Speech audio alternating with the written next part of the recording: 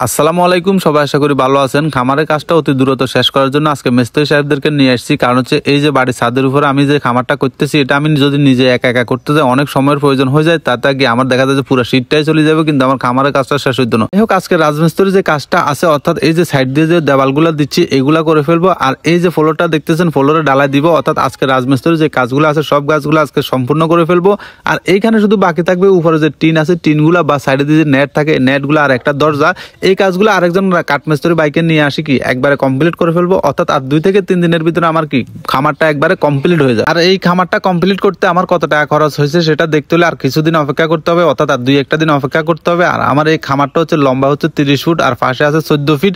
এই স্কোয়ার ফিটের বা এই জিনিসগুলো দিয়ে এই খামারটা করতে আমার কত টাকা খরচ হয়েছে সেটা দেখার জন্য অল্প কিছুদিন অপেক্ষা করেন। আমি সম্পূর্ণ বিস্তারিত আপনাকে জানাই দেবো যে কত টাকা খরচ হয়েছে। একটা কথা বলে রাখতে চাই, কোনো প্রবাসী ভাই এইসব মনে করেন এই যে মুরগির খামার ছাদের উপরে করতে আসি, গরু ফার্ম দিতে আসি, এগুলা দেখে একবারে বিদেশ থেকে ভিসা টিসা ক্যান্সেল করে দেশে চলে আসেন না। আসলে কিন্তু চোখে ধোঁয়া দেখবেন, কারণ হলো ভিডিওতে যা দেখেন বাস্তবতা হয়তো এটার সাথে ভিন্ন হয়ে যেতে পারে।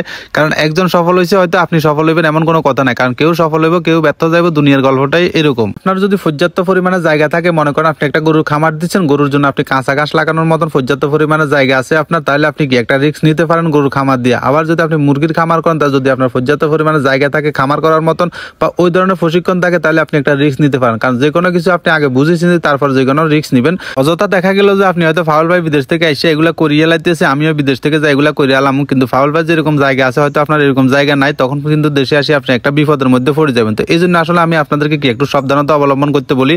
আর এখানে দেখতেছেন আমাদের ছাদের উপরে যে ডালাই দিব, ডালাইয়ের জন্য কণাগুলা চলে এসেছে অলরেডি। আর এখানে যে শেওলা বসে হয়েছে এই শেওলাগুলো আমরা ডলি তুলতে আছি, কারণ হচ্ছে এই শেওলার উপরে যদি আমরা ডালাই দিই তাহলে আমাদের ডালাইগুলো মজবুত হবে না, সেজন্য তুলতেছি। আর এখানে ডালাই করার মূল কারণ হচ্ছে আমরা যেহেতু এখানে মুরগি পালন করবো, আর দেখা যায় মুরগির যে ময়লা টয়লা আছে এগুলোর কারণে হয়তো আমাদের ছাদের কোনো ক্ষয়ক্ষতি হয়ে যেতে পারে। তো এই জন্য আমরা মূলত কি এই যে মুলিকণা আছে মুলিকণাগুলো দিয়ে আমরা নিচে কি ডালাই করে দিব। বিষয়টা কিরকম হয়েছে একটা কমেন্ট করে জানান যে সিস্টেমটা ঠিক আছে কিনা। অনেকে আবার বলছে যে নিজে প্লাস্টিক দিয়ে দিলে হবে, এই ডালাইগুলো দেওয়া লাগবে না।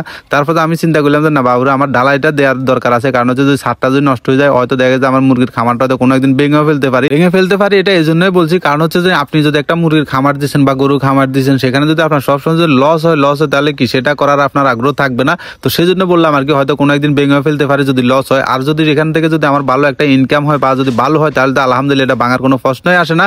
তো যাই হোক, আমাদের এই যে দেখছেন ডালাই মিসকার চলতে আছে, আর এখানে পানি মারি দিতেছি, অর্থাৎ এখানে কোনো গোলা টোলা হইতো না। এই যে সিমেন্ট দেখছেন এরকম সিমেন্ট মারি কি জারু দিয়ে একবারে মানে কুয়ে দিব আর কি, যেটা গোলার মতন হয়ে যাবে। আর এইগুলা দেওয়ার মূল কারণ হচ্ছে কাকাই বলতে আছে কি যে এখানে একটু এইভাবে করে দিলে এটা মানে ফটলা উঠতো না। আর অলরেডি কি আমাদের ডালাই একবার দেখছেন কি পরিমাণ ডালাই মিক্স করে লাইতে আসি, মানে পাতলা করে যা দেওয়া যায় আর কি এরকম করে দিয়ে দিছি। তো সবাই ভালো থাকেন, আল্লাহ হাফেজ।